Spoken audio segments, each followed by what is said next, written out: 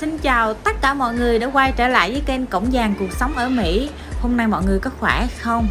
Trong video ngày hôm nay sẽ là video tiếp theo của chuỗi video Học viện Hoa Kỳ khoa học của Cali tại San Francisco. Thì video này mình sẽ trải nghiệm động đất ha, động đất ở San Francisco. Thì San Francisco á, cũng là một cái nơi là động đất, cho nên thường xuyên xảy ra động đất nhiều lắm. Thì ở trong cái học viện khoa học của Mỹ này thì chỗ này người ta họ sẽ cho mình tới đây tham quan. Thì tất nhiên người ta họ sẽ cho mình vô trải nghiệm động đất nữa, rất là thú vị và hay và đặc biệt. Thì bây giờ mình sẽ quay sơ sơ cái quang cảnh cho mọi người xem ha. Thì ở đây đó người ta họ quay lại những cái tấm hình mà lúc trước mà động đất đó, rồi người ta chụp hình người ta họ post lên đây. Thì bây giờ mình đang xếp hàng đó để đợi vô trong để nghe hướng dẫn viên nó nói chuyện và mình sẽ được trải nghiệm động đất nó sẽ như thế nào, nó sẽ rung chuyển như thế nào. Thì bây giờ đó mình mời tất cả mọi người cùng vô bên trong phòng với mình ha. Thì bây giờ tụi mình đã đứng đây rồi, thì bây giờ sẽ nghe hướng dẫn viên nó sẽ nói chuyện, xong rồi mình sẽ vô bên trong trải nghiệm động đất của video ngày hôm nay ha.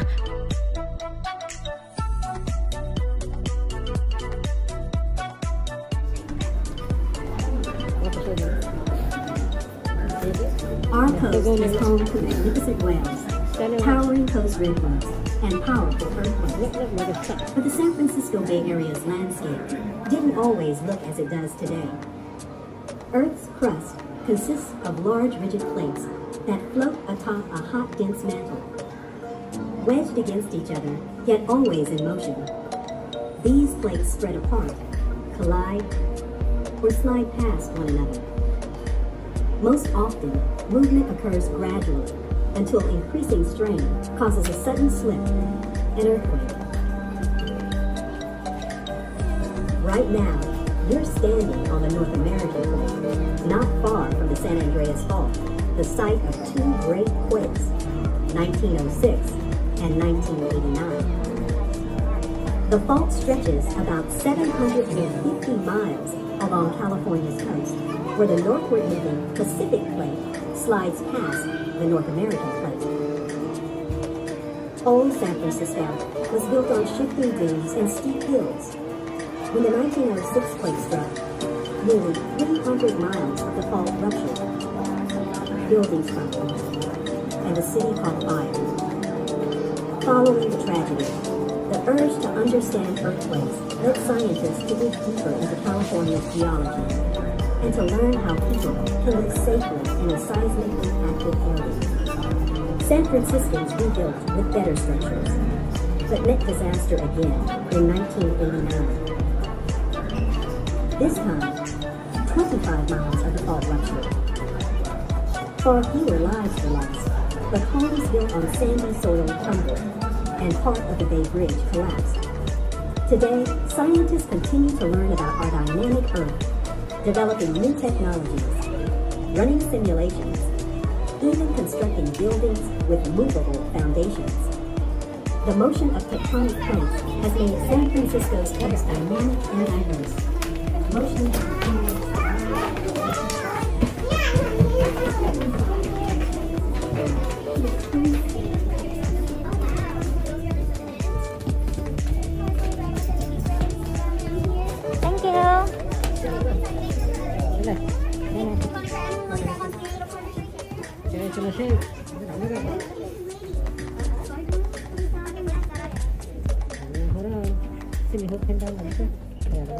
Are you going to be the last one inside? Okay. There's also room up here if anyone wants to go along these corners.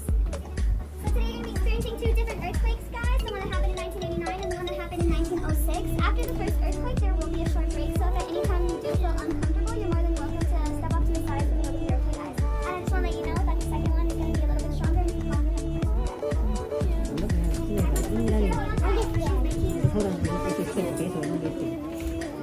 San Francisco, a beautiful city with geology as diverse as its residents. A city famous for its rolling hills, summer fog, and earthquakes.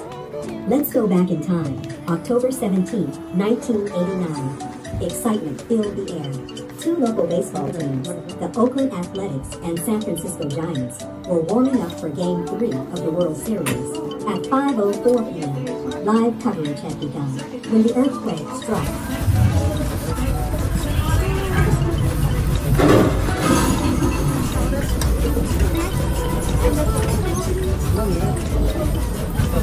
The shaking lasted 15 seconds.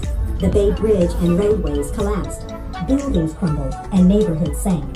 We can't replicate the full force of the quake's upward and downward motions, but this simulation gives you a sense of what people experienced. 63 people died, nearly 4,000 injured, and thousands more left homeless. But the city's most famous earthquake packed a much bigger punch. Let's imagine San Francisco more than 100 years ago. The city had grown rapidly since the gold rush. A population of 300 swelling to 400,000. Redwood forests provided cheap lumber for this building boom. April 18, 1906, 5:12 a.m. The city begins to wake.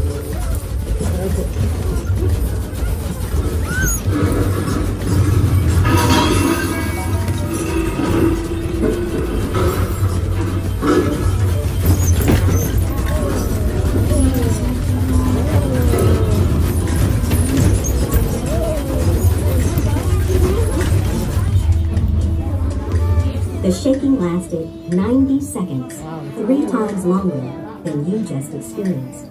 After the shaking stopped, a massive fire broke out, burning 28,000 buildings to the ground. More than 3,000 people died in the 1906 earthquake and fires, one of the greatest urban catastrophes of the time. Thousands more acres of old-growth forest disappeared as the city rebuilt and rose from the ashes. We don't know when the next earthquake will take place, but we can all make choices to help ensure our safety when it does. Look around. What shifted during the quakes? The pictures on the wall, the books and dishes, the chandelier above you, all could rattle loose during a trembler. In the next part of our exhibit, learn how people have adapted to life on shaking. Hi, thank you. Và sau khi gia đình của mình và cùng những người khác đã trải nghiệm qua cơn động đất nhân tạo xong rồi, thì bây giờ mình sẽ đi kiếm nhà ăn cho các con của mình uống nước và ăn trưa nghỉ ngơi, và sau đó thì tiếp tục đi khu vực khác để tham quan.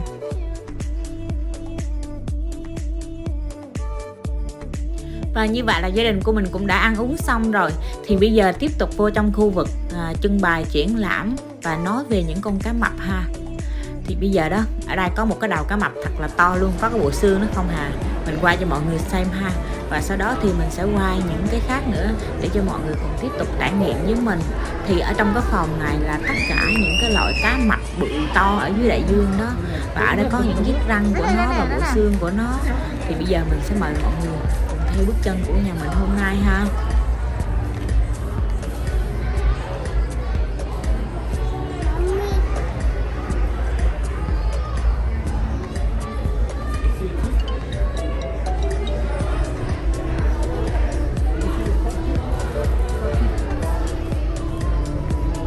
Cái răng quá hả?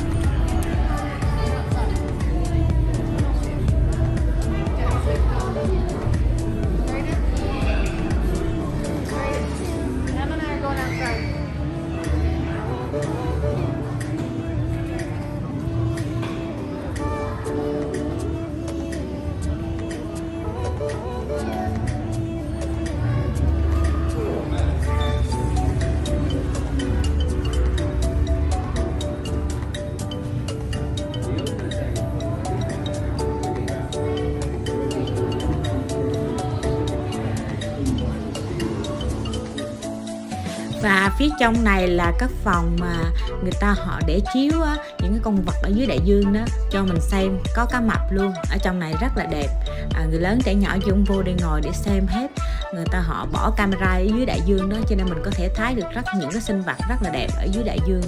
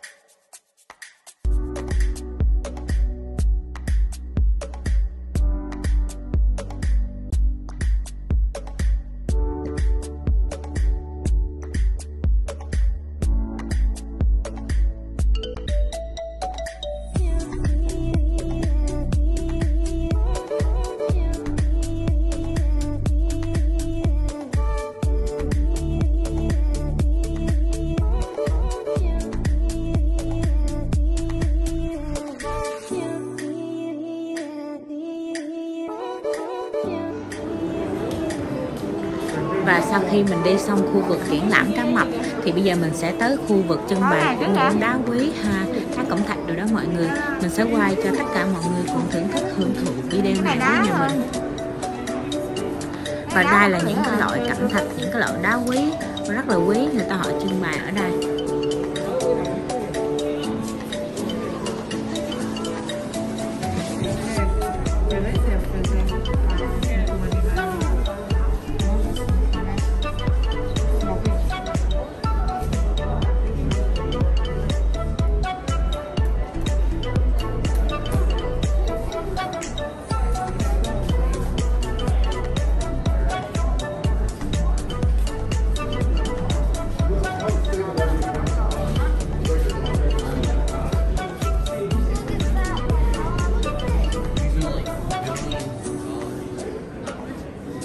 Vậy là video của mình tới đây cũng đã hết rồi.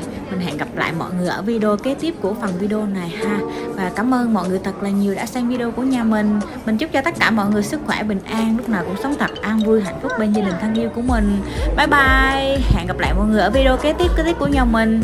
Và nếu như thấy mình chia sẻ dễ thương, xin hãy đăng ký kênh để đón nhận những video mới nhất từ kênh của mình ha. Bye bye.